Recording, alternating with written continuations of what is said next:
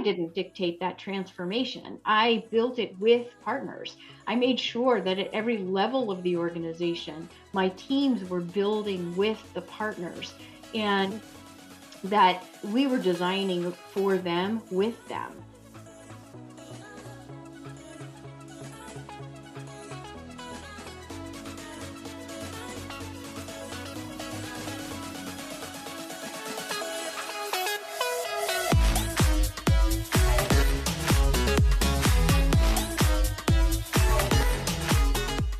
Hello, friends, and welcome to Iconic Leadership Podcast. I'm your host, Chaitra Vidalapalli, President of Women in Cloud.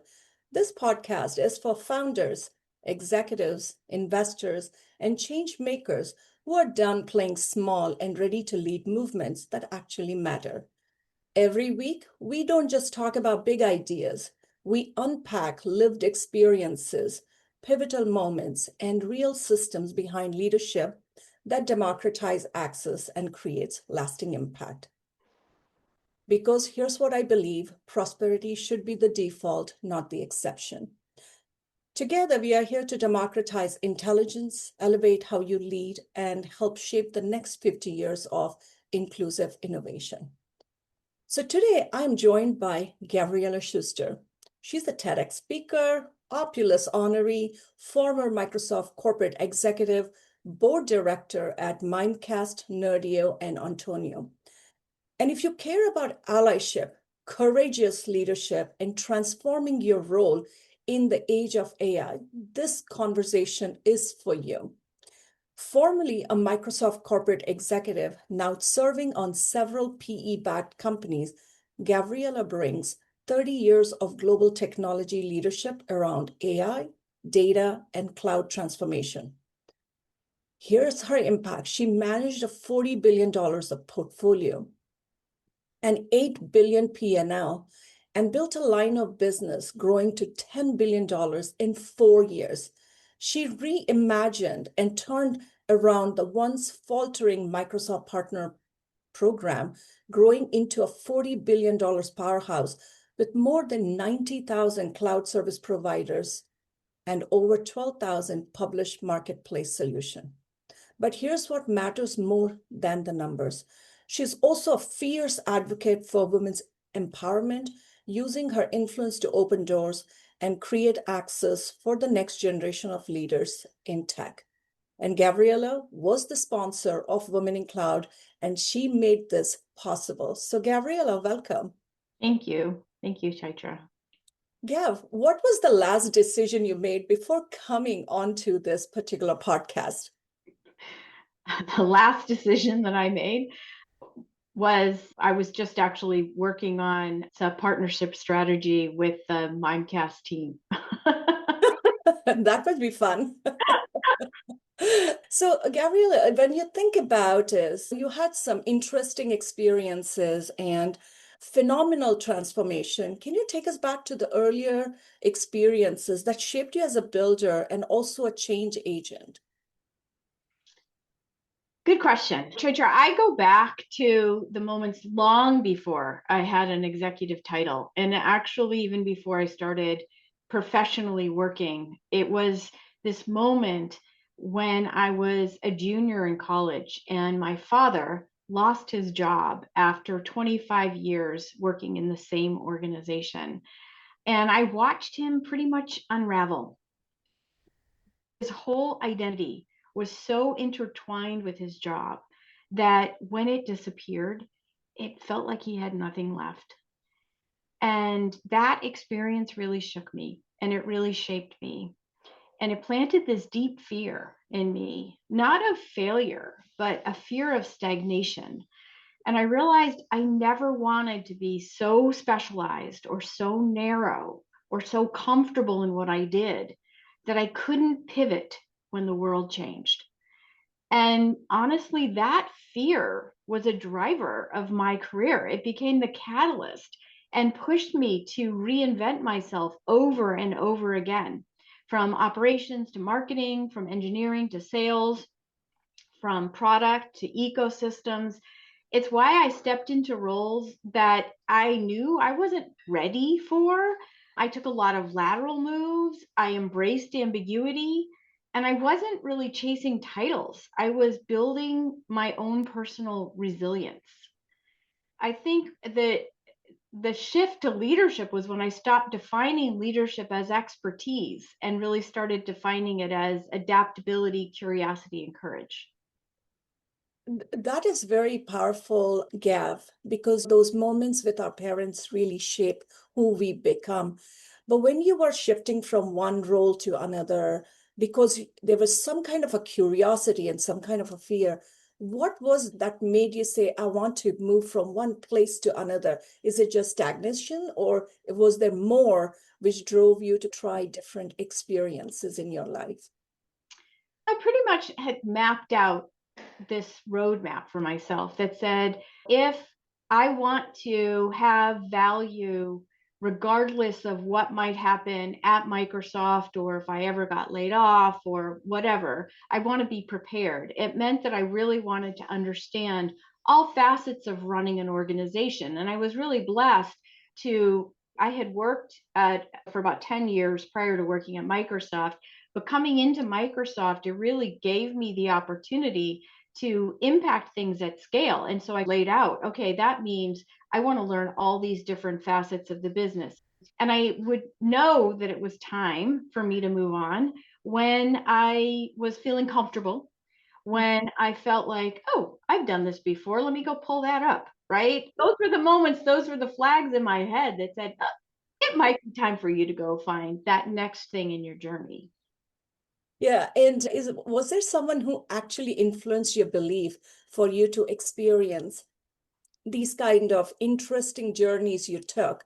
Because every time you make a different move, there's somebody who's like gives you a belief system, or did you create your own belief system? Probably at the core, I created my own that was a fabric of all of the different people that I had worked with. I'm a Mm, firm believer that you learn way more from your bad managers and your bad leaders than from your good ones, because when you have a bad manager or a bad leader, you see all the mistakes they make and all the things that make you feel bad. And it's okay, I won't do that. When you have a great manager or a great leader, some of the greatness tends to be less visible, right? It just feels good. You just mhm. follow them, right? And so I think you learn a lot more from those bad experiences than you do from the good ones. I will tell you one conversation that I had really stood out to me was I was having with a mentor of mine, and I thought I was ready to move to the next thing. And he said, at some point in your career, you do need to not just go to the next startup business, turnaround business thing that you're going to go drive change to. You actually have to operate and manage a bit Mm. and grow it. And it may sound boring, but you need to do that because you get to a place in your career where you really have to show that you have that staying power. And that was really big, like, oh, okay, so you're telling me I'm at that place now. And so what I learned from that was, okay, that's cool. I have to find then the things within this current business that I'm going to that specifically need my power of change, right? So I may be building a whole $8 billion P&L portfolio business, but oh, but I have this small incubation product over here that I really want to build. And so I'm going to spend more of my time here and really focus on coaching my leaders to build the rest, right? That was really a pivotal, I think, moment for me. Yeah, and also, Gav, like in corporate America, they say you have to stay in a role for 3 years, otherwise they see you as stagnant. But sometimes staying a little bit longer actually allows you to see a real big expansion and impact that you can make. And you have managed $40 billion of portfolio and helped scale one of the largest partner ecosystems in the world. And we are so grateful because you transformed that in ecosystem. What did it take to really lead that transformation at that level? When I got to the scale of the whole partner ecosystem and we knew what we needed to do was shift from on-premise into the cloud, and that was going to be a very big shift. We had 400,000 organizations around the world that were 99% doing our legacy business, and doing what we were doing wasn't going to be enough. We really needed to democratize access. We really needed to go big. We really needed systemic plays. And we knew AI Cloud and the partner ecosystem would be powerful equalizers when we designed them really intentionally and removed some of the gatekeepers so that it could really scale. And so I would say that some of the things that I would focus on in that move is codify what works. Don't just train people, but redesign the incentives, redesign the licensing, redesign the marketplace, redesign the go-to-market structure so that you could make it, and you can make it self-sustaining. And of course, you have to pilot to scale in order to get there, right? You have to pilot first to know what those things are that work, and then you start scaling them. But it's the scaling them that makes them systemic. And then design for inclusion from the start. Make sure that you're reinforcing the equity in it and having really strong objective criteria so that everybody knows what it is and what it means to play in that. And it's not, there's no favoritism and there's no subjectivity in it. And then co-create that future with the people who have to live in it. I didn't dictate that transformation. I built it with partners. I made sure that at every level of the organization, my teams were building with the partners, and that we were designing for them, with them. And I think most organizations really get stuck because they try to scale behavior without having a scaling structure beneath it. And a true system level change requires both. Absolutely, absolutely. Especially when there is a co-creation with partners, they're probably our toughest leadership moments because you're thinking about go-to-market, licensing, and product structure. And you probably must have faced a lot of those tough leadership moments. And what did it teach you? So I will say my toughest leadership moment was probably the one that was most public. And so that was when there was a lot of internal pressure on our bottom line. And we had something called internal use rights, where we authorized our partners to use all of Microsoft's portfolio of products for their own use so that they would be experts in it and could sell it. But when we shifted to the cloud, when we shifted to Azure, the use cost us a lot more than it used to when it was just about shipping out a CD or them implementing something on their own premise.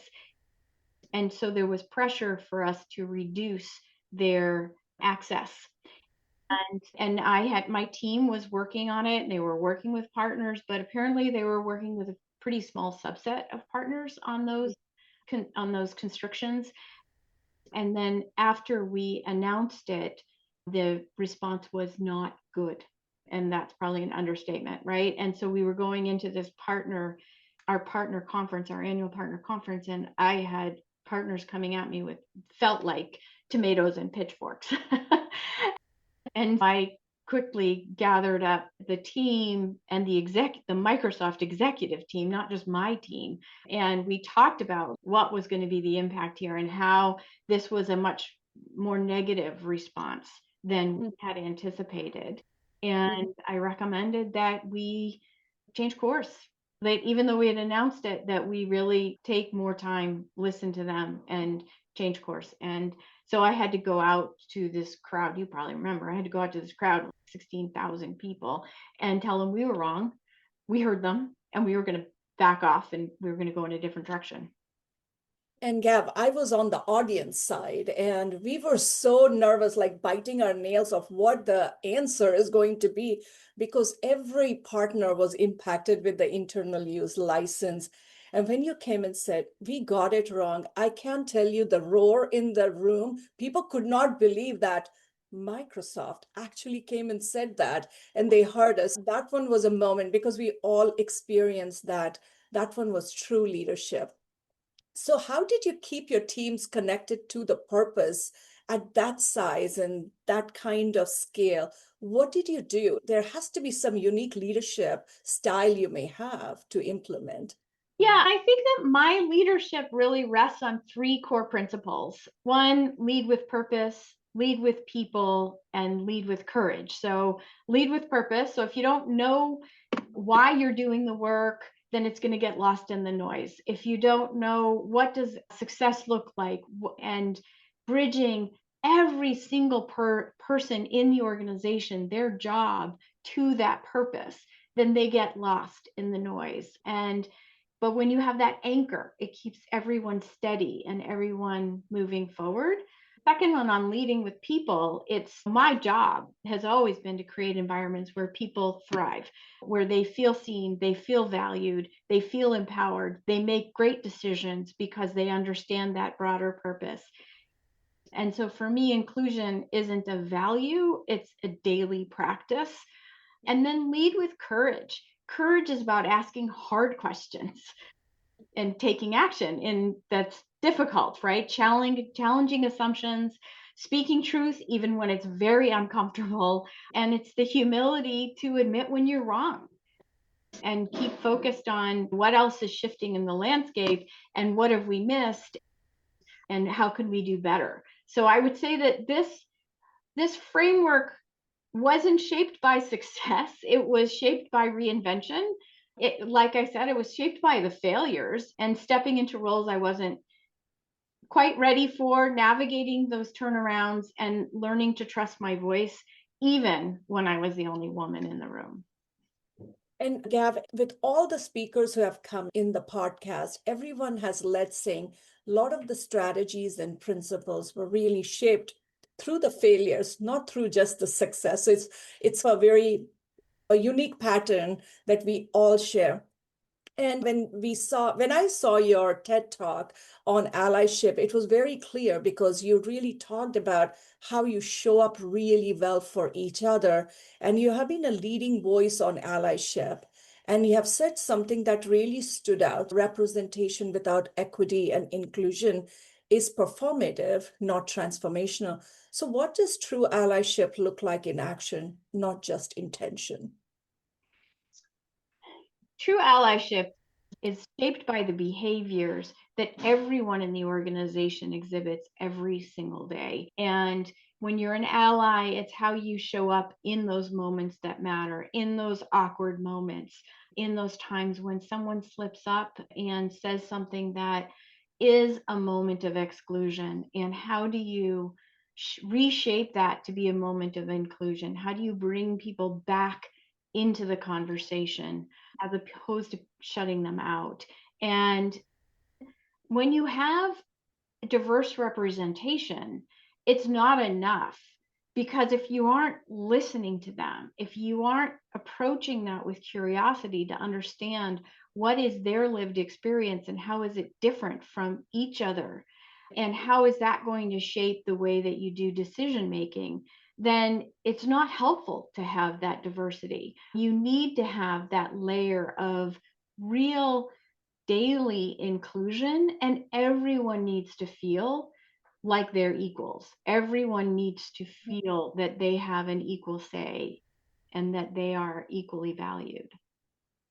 So why do you think the organization get allyship completely wrong? Is there a reason they don't understand, or is it because they don't have the education to really define what allyship looks like within the organization?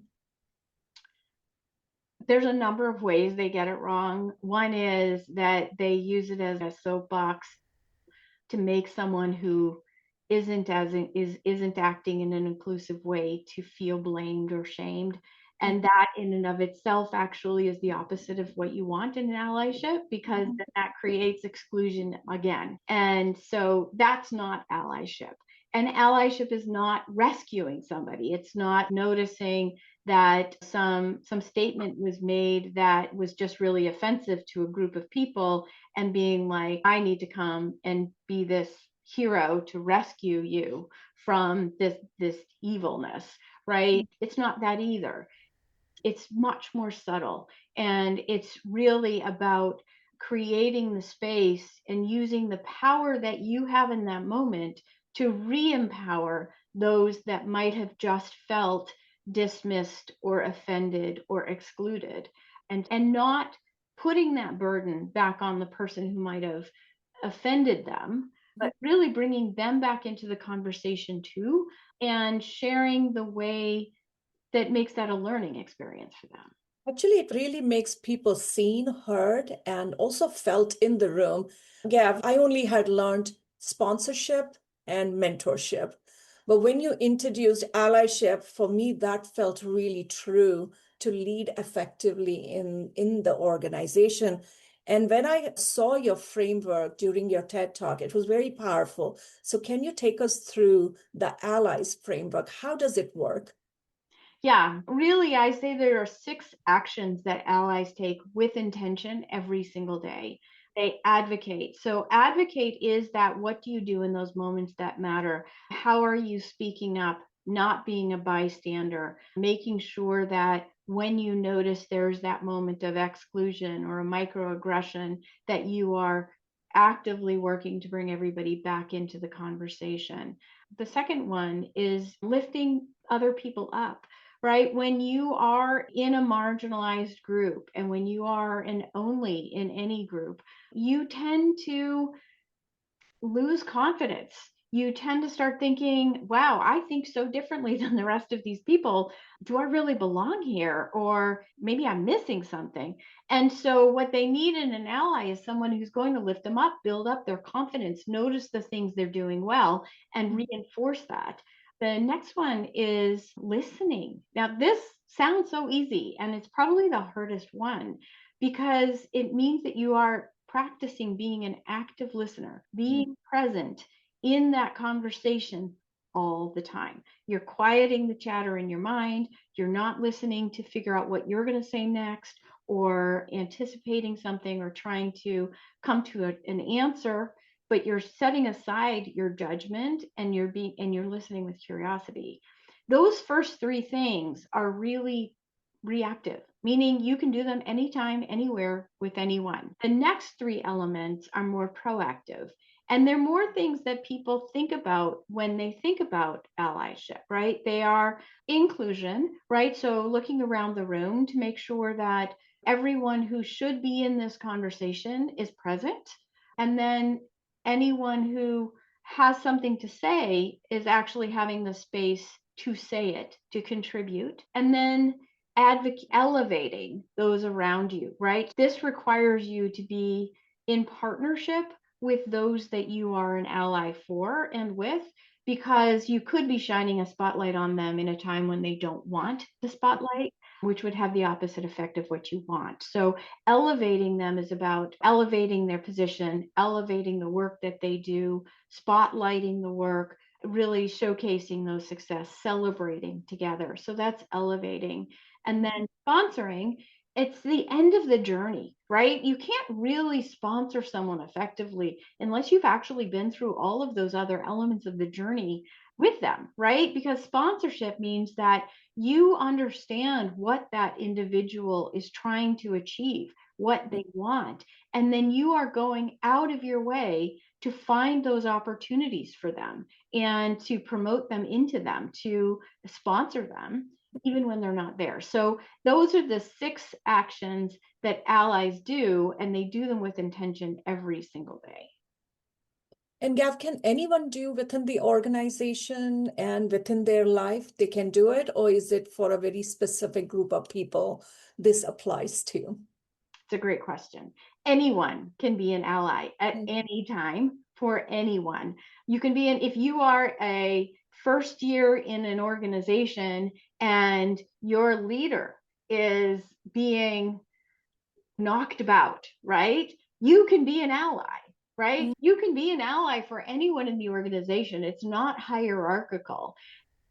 And you don't, like I said, for those first 3 activities, you don't really even need permission to do that.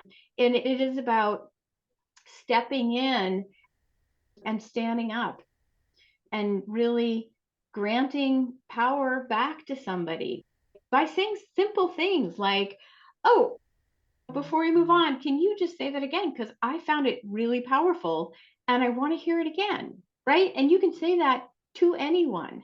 And so, yeah, it's a really, and I do believe like when you practice these 6 actions consistently, it improves your own leadership skills. So you don't have to already be a leader, but by practicing these behaviors, you are exhibiting leadership. And is there a place they can find training for them to learn these 6 strategies so they can practice every day? Absolutely. On my website, free in-depth training, and it's simple to remember. It's www.gavriellaSchuster.com, and then you just go to training. Amazing. So I would like everybody to take a first step to go listen to the training so that you can embody this particular framework in your life. Gav, have you seen any real examples when you are watching people in your ecosystem, they're implementing allyship, and what are the things that you observe that they're doing right or wrong? How do you observe that? Because that is also a unique skill, not only behaving it, but also spotting, are they doing the right allyship capabilities in action? Yeah, I have seen that, and I take the time to let people know when they are behaving well as an ally, what they are doing, and I thank them for that. And there have been people that in the course of my career, I've had many allies, and I've gone back to them to thank them for the things that they have done that they didn't even know they did to help me in those moments that mattered. Really, maybe it was slowing down a conversation so that I could come into the conversation. Maybe it was keeping me from feeling like I was getting run over, or backing up and asking what made me think about how I got to that conclusion of whatever it was we were talking about, so that I had the opportunity to bring people along in the journey. Those are all allyship behaviors. Oh, that's fantastic, Gav. Especially you can do the work, but if someone doesn't see and recognize and say, you actually exhibit allyship, because then they can do more of those behaviors in the room. Yeah. You and I know that leading transformation, especially around the equity and inclusion, comes with a different kind of pressure. What is the invisible labor that comes being a change agent at all times? People see the outcomes, right? They see the $40 billion business or the $10 billion product line, but they don't see the emotional and relational labor that you put into that, right? They don't see the nights you spent preparing teams for change that they didn't ask for. Yeah. They don't see the conversations with the leaders who were afraid of losing relevance, or the pushback that you had to do with the leadership who wanted to move faster than the organization could change. They don't see the weight of advocating for the equity while navigating the environments that weren't really built for some of the people in the organization. Turning around the partner ecosystem required deep listening, constant communication, and the emotional stamina to hold uncertainty for thousands of people. And scaling Azure from an incubation product to the powerhouse that it is now required convincing teams to believe in a future that they couldn't see. And today, even advising companies, high growth companies on AI and cloud transformation requires that same kind of invisible work. It's helping leaders unlearn their old assumptions, question their defaults, build resilience into their organization. And the cost is real, but so is the impact.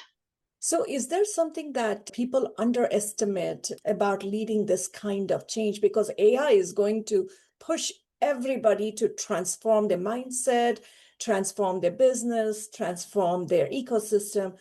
Is there what people underestimate this kind of work, or is there any magic bullet that is available for them to lead this change? Unfortunately, there is no magic bullet. It is a lot of that really hard day to day blocking and tackling work that you have to do, where you have to build that purpose. You have to get people to rally around it. You have to paint the future and be very clear for everyone in the organization about what success looks like. I think one of the things a lot of leaders fall short on is that they put a purpose out there and they talk about the top line success metrics, but they don't relate those back to the work that everyone in the organization is doing day to day.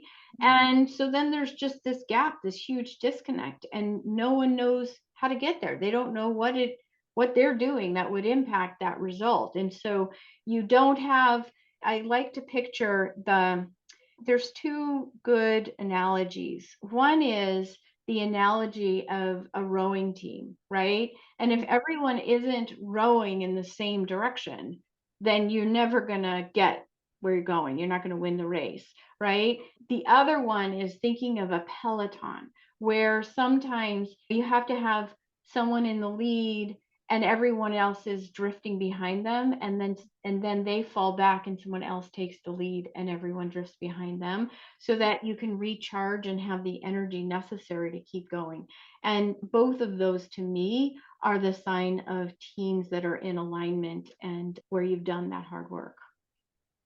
So how do you drive this decision to create that kind of environment, Gav, especially because you know how to hold as a center, like you could hold everything in the center and drive the alignment. But are there any decisions you have to make as an organizational leader to drive that kind of alignment? What you need at the center is you need to have that core operating model, right? Going back to mine, which is purpose and people, you've really, and then that courage, and not only your own courage, but giving courage, empowering people. You have to have that core in order to move forward. You have to have the operations and the processes in place, the listening mechanisms. So hear what people are saying and they have a venue to put that forth. Yeah, it's not rocket science, but it's not easy. And is there work that they have to do? They have to sit down with a core team and figure this out, or there is something that there are signals that allows you to say we are dysfunctional and we need to bring everybody together to drive an alignment. How do you spot that and how do you really drive the alignment? If you can give some little bit depth to it, I think that listeners can see the gravity of what it takes to drive alignment within their organization. Yeah, so it's easy to see misalignment. You have to look for it, right? But it's easy to see, right? If you see someone who's spinning their wheels, you see a part of the organization that isn't making forward progress or is actively pulling the rest of the organization back. Those are all the signs that you have misalignment. So it's easy to see that. But I think the thing is to recognize that misalignment isn't malevolent, right? It's not, oh, they're resistant, or oh, they're trying to make us fail, or oh, they're not bought in. It's not malevolent. It's not bad. It's a sign that you need to do more work, that you need to sit down and understand more about what it is that they're doing and what would you need to change in order to get them to be focused on the new purpose as opposed to the old one, right? When I started in that partner organization and we needed to reorient everyone to this new vision of what we wanted to do, it meant there was a lot we needed to leave behind. And the things that we left behind, it wasn't like they were useless. I mean, they were very useful things. But in order to do the new things that we needed to do, we could no longer do them. And helping people to understand that, sometimes you have people, they hang on to those things because they're the things that they think they're really good at. And you have to show them new things that they can be really good at. Sometimes they hold on to those because somebody made them a long time ago and you have to let them get past it. What I remember clearly, there was this one team where there was a set of reports that they did. And I asked a lot of folks, do you look at these reports? Do you look at these reports? And no one found value in this set of reports. And so I said to the team, I'm like, I don't think we need to do those anymore. Let's stop. And outwardly, they were like, okay, we can stop. But then they kept doing them. And I went back and I was like, why are you still doing them? Who is looking at this? What is the value you think this has? Right. And they were like, we got in a lot of trouble and I felt like my job was on the line years ago. And Steve Ballmer came and he said he needed this. And I was like, okay, good. Good to know. I will stand in the way. If Steve Ballmer comes back to us and says he needs this, I will stand in the way and say, no, we're not doing it. So please stop doing it. Right? That's a brilliant example, Gav. And also, you gave actually the magic bullet is to recast the purpose and the vision so that you can take the organization in the right direction. And as leaders, you can say, we can let go of it, and I will be there to support rather than just let go without giving them the support. So that one was a great example. I loved it because I don't think many leaders stand when they say, let's let go of this particular division or a project or things without giving a real reason behind it. Now, let's go to the legacy work. You have doing some amazing legacy work in the world. So when you think about your own legacy, Gav, what do you hope your work in allyship and leadership continue to create? I hope the systems that I've helped build continue to open doors for people who were never meant to walk through them. I Mhm. hope leaders continue to question their assumptions, to challenge the inequity, and to design organizations where everyone can contribute and thrive. That's my hope. Oh, amazing. And what do you want future leaders to inherit? I hope that they inherit the belief that their purpose is not to fit into the system, but to redefine it, to reshape it. I love it. I love it. So before we take it forward, I want to take a pause for a moment. We talked about the origin, we talked about your framework, the system, and the legacy. Is there a question I should have asked you, but I didn't ask you today? I think the real question for me is how do we build leaders who are resilient enough to reinvent themselves as fast as the world is changing? The world is changing faster and faster every year, it feels.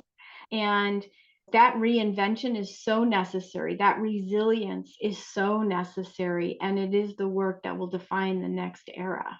I'm with you 100%. And you still are contributing in the ecosystem so deeply, but what is that keeps you grounded outside of all the work you do? I would say what keeps me grounded is knowing that I can make an impact one person at a time. I can share the experiences that I have had, and by sharing those experiences, help others to make a difference and grow in their career and build more inclusive environments. What keeps me grounded is the knowledge and the sense that if I am acting my values in everything that I do, that I will make the world a better place. And Gav, you definitely have, because I'm a beneficiary of your leadership, and it has changed of how I lead every single day. And it and the work that you have casted for all of us to lead in the world and being the strongest ally for us, each and every woman in the world has benefited today. Thank you. So we're so grateful that you are in our lives. So I just want you to know is how much your leadership really means to each one of us. Since this is about iconic leadership, what does iconic leadership mean to you, and how does allyship play a role in it? Iconic leadership for me means that you have emotional agility, the ability to navigate fear, uncertainty, and reinvention, the ability to have that resilience. You practice allyship as a leadership competency, like with intention. It's not a value, it's a skill that you build inclusive systems because diverse teams are only teams that are capable of really solving these complex problems that we face now. And you use purpose as that stabilizer, because without it, the speed can become chaos. Gavriella, thank you so much for sharing your stories and your framework and the real work behind them. And before we close, where can our listeners connect with you and support your work? They can connect with me through LinkedIn. That's probably always the best way. And it's easy because I'm the only Gavriella Schuster on LinkedIn. You're lucky, Gav. That itself is an iconic statement. And to everyone listening today, thank you so much for listening. If today's conversation resonated, make sure to subscribe to the Iconic Leadership podcast. You can also explore the Iconic Leadership assessment, watch the Icons movie, and join the waitlist in our upcoming leadership book. And Gavriella is one of the featured author. And if this episode added value, can you do me a favor? Take a screenshot of me and Gavriella and share it with us. That's how we know this particular episode is landing, and it helps us create more conversations like that for you. And if someone in your life could benefit from hearing about allyship, someone who's at a turning point, building a business, or needs this message, this is probably the episode you need to send it to them. And one last thing before you go. As a thank you for listening, I have a special free gift. The first 10 listeners will be entered into a prize drawing to receive a free copy of Iconic Leadership book during the launch week. I am Chaitra Vedalapalli. Thank you for tuning in. And remember, when we lead with purpose, we unlock prosperity for everyone. Thank you, Gav. Thank you.